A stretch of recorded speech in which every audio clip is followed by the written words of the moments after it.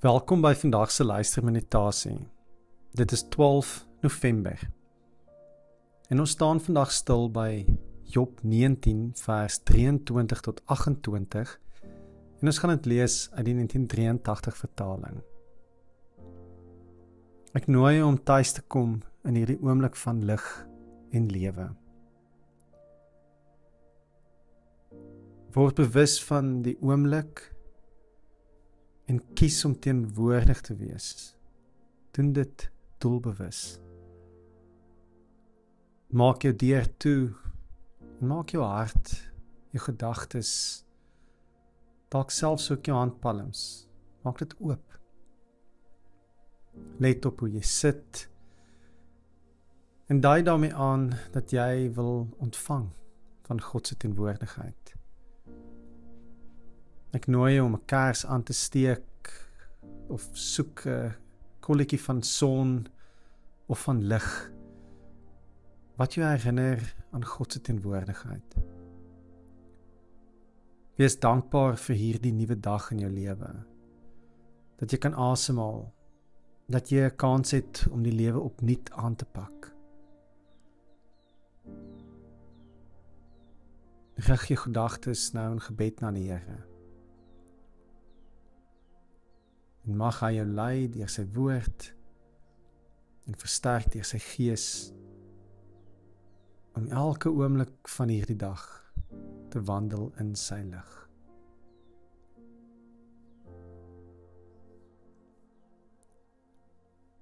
O Heer my God, as ek in eerbied wonder en al die werke elke dag aanskou, die son en maan, die aarde, sterre, wolke, hoe U dit elke dag so onderhou, dan moet ek juig, my redder en my God. Hoe groot is U? Hoe groot is U? Want deur die hele skepping klink dit saam. Hoe heerlik, Heer, U groote naam.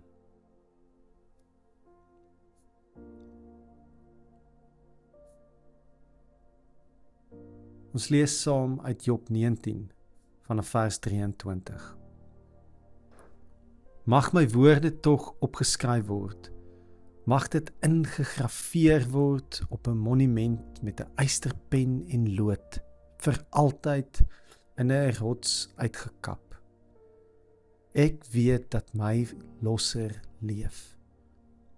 Uiteindelik sal hy op die aarde triomfeer. Selfs nadat hierdie siekte my vel weggevreet het, sal ek nog lewe en God sien. Ek sal hom sien. Met my eie oë sal ek hom sien. Hom en niemand anders nie. Ek smag daarna met my hele lewe.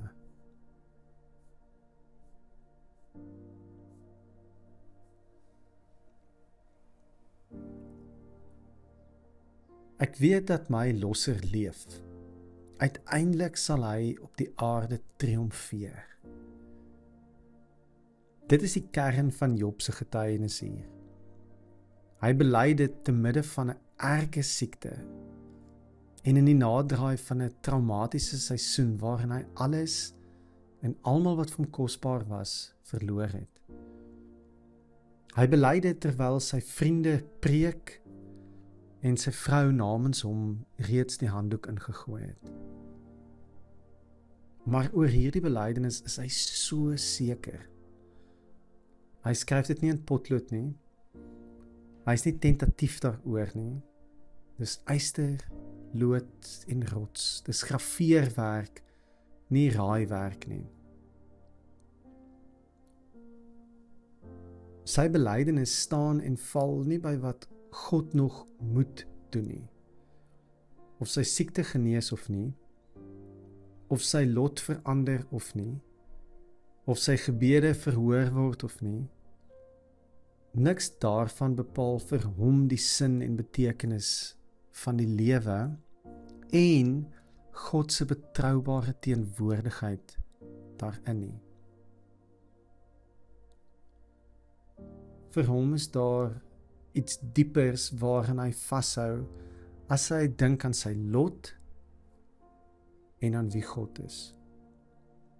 En hy gebruik 'n besonderse Hebreëse woord hier, goel, wat ons vertaal met losser. Dit is 'n woord wat op verskeie plekke in die Ou Testament 'n ongelooflike ryk en diep betekenis kom losmaak oor wat God in ons lewe doen. Ons sien daar is die losser van grond. Dis 'n familielid wat 'n verarmde familiegrond moet terugkoop sodat dit in die familie sal bly. Ons lees daarvan in Levitikus 25. Daar is die losser van slawe. Hy koop 'n broer of 'n suster wat in slawerny ingeval het terug. Ook in Levitikus 25.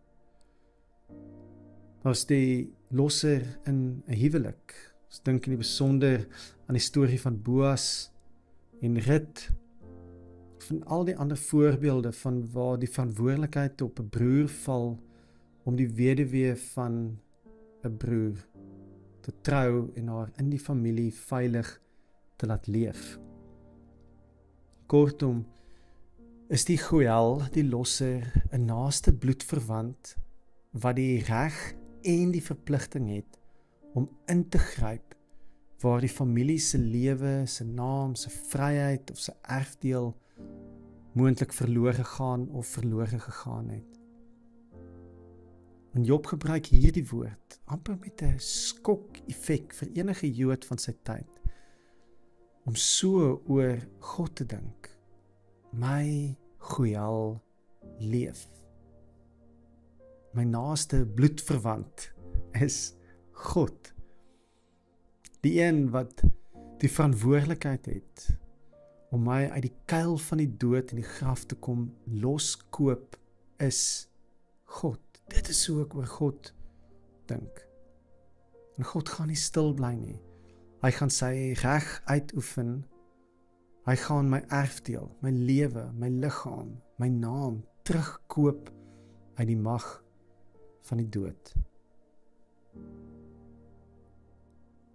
Job help ons om te bely dat ons 'n lewende bloedverwant in hoofletters het. Wat maak nie saak waar ons onsself bevind nie, ons loskoop. En op die einde van die dag loskoop uit die graf self. As Christene is dit moeilik om hierdie teks te lees en nie vir Jesus in Job se belydenis te sien nie. Die tweede Adam, ons ouer broer, ons Here, die een in wie ons sien dat God is liefde. Hy wat ons vrygekoop het in sy eie bloed, aan die kruis en die dood finaal kom doodtrap het in die graf. Hy koop ons los en hy laat ons tuis kom by God. Ons sit vir 'n oomblik so in stilte by die Here.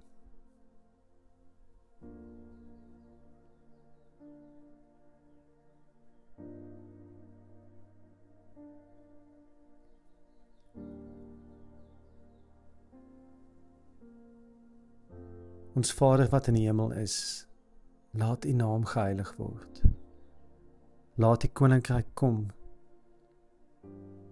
en laat U wil geskied hier op die aarde net soos in die hemel. Gee ons vandag ons daaglikse brood en vergeef ons ons oortredings soos ons ook die vergewe wat teen ons oortree. En laat kom ons nie in die versoeking nie, maar verlos ons van die bose. Want aan U behoort die koninkryk, die krag en die heerlikheid tot in ewigheid. Amen.